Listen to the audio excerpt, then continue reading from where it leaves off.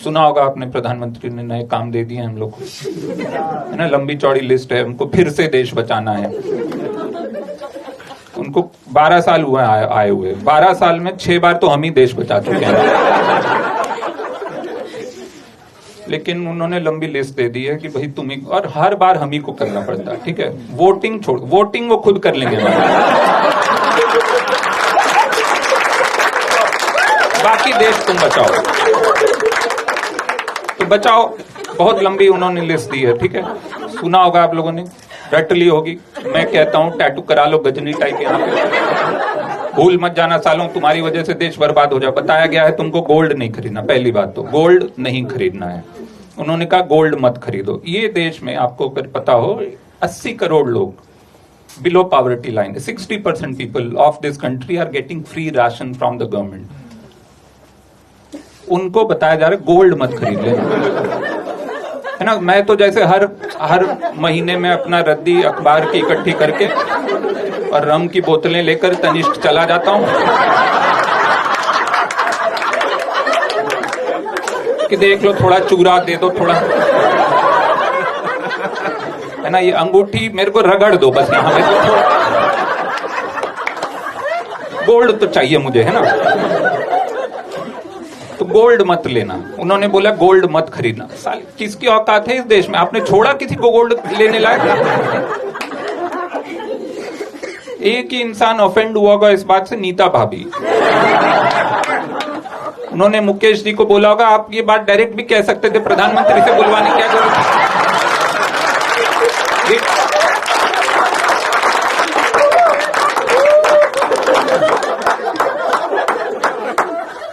मैं इसी कॉम्प्लेक्स में 18 कमरे दूर ही तो बैठी हूं। तो वहां जब मैं टीवी पे देख रही हूं, प्रधानमंत्री मेरे को बता रहे हैं कि गोल्ड मत खरीदो, छुपाओ चलो इसको, गोल्ड मत खरीदो। भाई अजीब बात है, गोल्ड मत खरीदो। और ये ऐसा है, उनका एक्शन है इतना एम्पावरिंग होता है बहुत सारे लोगों के लिए, क्योंकि हम लोग जो कुछ नहीं कर रहे लाइफ में, खास करके फ्रीलांसर राइटर जैसे, हमको लगता है अरे क्या बात है, अब तो हम ही बचाएंगे देश, है ना। तो वो आई एम श्योर थोड़े दिन में आप देखना, तनिष्क और ये जो भी हैं मालाबार वगैरह के बाहर लोग खड़े होंगे डंडे वंडे लेकर, जो आएगा खरीदने साले को पीटेंगे। ये सारे गौ रक्षक पिवट होके गोल्ड रक्षक बनेंगे, ये होने वाला। फिर उन्होंने दूसरा टास्क क्या दिया है? दूसरा उन्होंने कहा है ऑर्गेनिक खाओ, क्योंकि फर्टिलाइजर, आपको पता होगा फर्टिलाइजर अटक गया है वहां पे, है ना, हॉर्मुज की खाड़ी में। फर्टिलाइजर के शिप नहीं आ रहे, तो फर्टिलाइजर कम हो रहा है। तो उन्होंने कहा है कि फर्टिलाइजर तो है नहीं, तो ऑर्गेनिक खाओ। जैसे हमको पता ही नहीं कि ऑर्गेनिक अच्छा होता है, हमको साला पेस्टिसाइड का चस्का लगा हुआ है, हम शौकिया खा रहे थे कि भाई पेस्टिसाइड तो आज अलग से, मैं तो पेस्टिसाइड सीजनिंग लेके आया हूं, बनाऊंगा जीरा आलू, उस पर थोड़ा छिड़क तो मजा है। बता रहे हैं ऑर्गेनिक खाओ। ये बताने की चीज है, ये उपमन्यु ने बहुत पहले बताया था एक अपने शो में कि ये अमीरों को लगता है कि पैसे तो हमारे पास है, हमको खर्च नहीं करने आते। तो प्रधानमंत्री बता रहे ऑर्गेनिक खाओ, अच्छा होता। Thank you.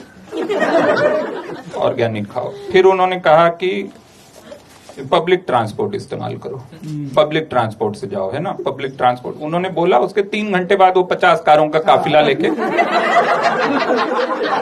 उसको ऑलरेडी लोगों ने इम्प्लीमेंट करना शुरू कर दिया। आज एक वीडियो आया एक जज साहब का राजस्थान में, जो साइकिल से कोर्ट जा रहे। उन्होंने कहा कि अब मैं, मोदी जी ने कहा है तो मैं साइकिल से जाऊंगा।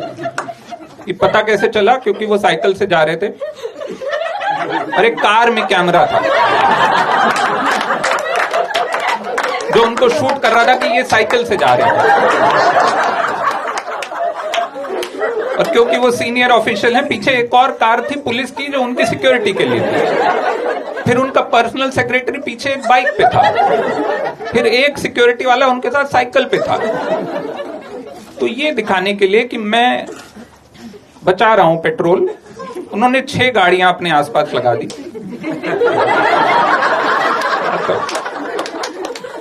बहुत अच्छा हो जाए। फिर इन्होंने कहा कि विदेश यात्रा पे मत जाओ, विदेश यात्रा पे मत जाओ। ये वो समझाने वाले थे कि इससे क्या फायदे होंगे, लेकिन फिर उनका स्विट्जरलैंड के फ्लाइट का टाइम हो गया तो बोले मैं आके बताता हूँ इसका क्या मतलब है। बट देखा होगा आपने ट्रम्प पे एक सेकंड असैसिनेशन अटेम्प्ट हुआ था and it failed. I'm shocked. I'm like, for a nation obsessed with guns, निशाना बड़ा खराब है इन सालों में। ये